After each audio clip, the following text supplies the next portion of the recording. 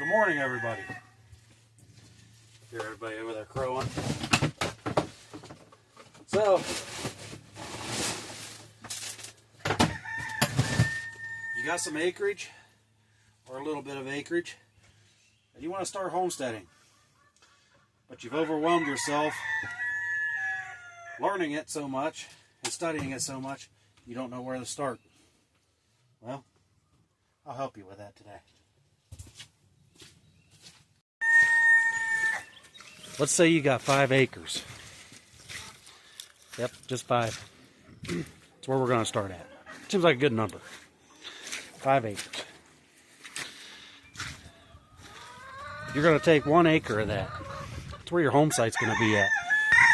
Around that home site,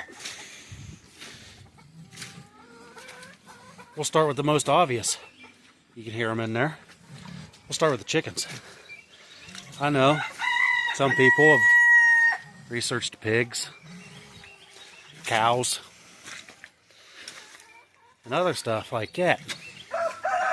We're not going to that route with just 5 acres, and we'll get there to that point. You got 1 acre, we'll have your house, your chickens, and a garden. 15 chickens to sustain a family, a growing family, with eggs. And if you do dual purpose, it could be eggs and meat. Out of that 15 chickens, one of them's got to be a rooster. And that one rooster will help out with egg production.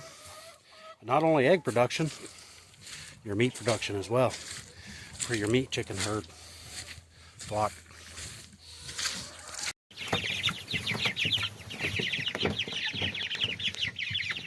Now take 3 acres of that land and paddock it into each an acre.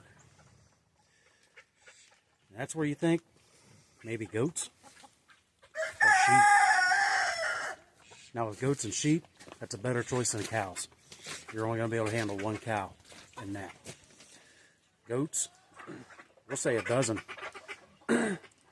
11 does with 1 buck. And that there is going to rotate kids enough to produce meat for the family. And don't leave out maybe a milk goat. Add that in too. Now what you do is start them in 1 paddock of an acre. Once they got it 8 down, move them to the next. Once that's 8 down, move them to the next. And it just rotates. Drives your feed costs way down. Now I grew up around goats and a couple sheep, and if I remember correctly, they were fenced in and maybe roughly half an acre, close to 3/4 of an acre, something like that. Now we had to feed. They got fed once a day. That was all that was needed with what they were fenced in with and feed costs. Still, feed costs is low. It'd be even lower if you got them 3 paddocks and you just paddock it off. The only time you're really going to need feed, or hay even for that matter, is during the wintertime if you live in a harsh winter environment area. Kind of almost like I do here in Ohio. So that covers down 4 acres. 1 with your house, your chickens, and then a garden to help sustain vegetables, fruits, stuff like that. Even some fruit trees. And with that garden, you can do all that on that 1 acre. The other 3 paddocked off for meat goats. And don't forget that out there milk goat to help with milk in the freezer, fridge, makes butter, yogurts, you name it. It ain't hard to do any of that either. Even goat milk soap, pretty simple thing to make. Takes 15 minutes to milk a goat, by the way, twice a day. So 1 goat can take a half an hour a day. Keep all that in mind. So what do you do with that 1 single lonely acre? Well, you can leave it alone. Have it for backup. Just in case you have to move them goats into that area. You never know what could happen. It could be a very hot summer and be a drought. And trust me, that acre being there, just getting mowed here and there, it might help out. So bear all of that in mind with that last acre. Or let's say you do want to do a pig or two. That can be done. Let me flip you around and show you.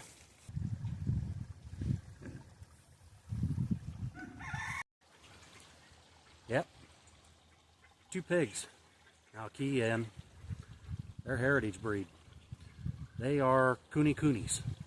Before them, I had 2 American guinea hogs. And why a heritage breed, do you ask? I chose a heritage breed because they prefer to graze. Now, right now, being wintertime here in Ohio, I gotta put hay down for them and pellets. To say it was summertime, not so much.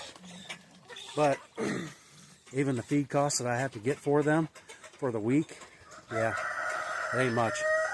To feed 3 of them exact, that includes Lola, it's only costing me roughly $10 for the week. That's $20 for 2 weeks and $40 out of the whole month just to feed those 3 hogs. And speaking of Lola, yeah, say hi, Loli. Yeah.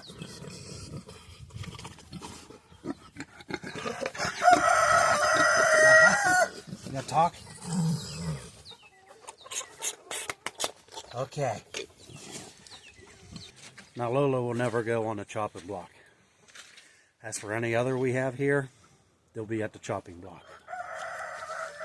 And those 2 are very cheap. They ain't costing very much at all. And it's an 18-month grow out period for them heritage breeds. But if you can do it, I recommend it. However, you can't do heritage breed on that 5 acres. You don't want to do that. I have seen where other people are successfully on like a third of an acre. Yeah, it don't take much. Are raising and producing 100 feeder hogs a year and doing it very successfully and profiting from it. Something to look into for that extra acre possibly. So when you get started, start at the basics. Right at the beginning, buy the house. Get that garden started, get them chickens. And then work your way out from there and keep it easy, keep it simple. By keeping it simple, you won't overwhelm yourself a second round. Since you've already overwhelmed on where do I start and what do I get? So, what are you waiting for? Get out there and start mapping that out in your yard, where to put them chickens in that garden and them fruit trees, and then paddock it off into that 5 acres. You're going to have a lot of fun doing it, and you won't be disappointed with the end results. Until the next video, don't forget, work with what you got. Later.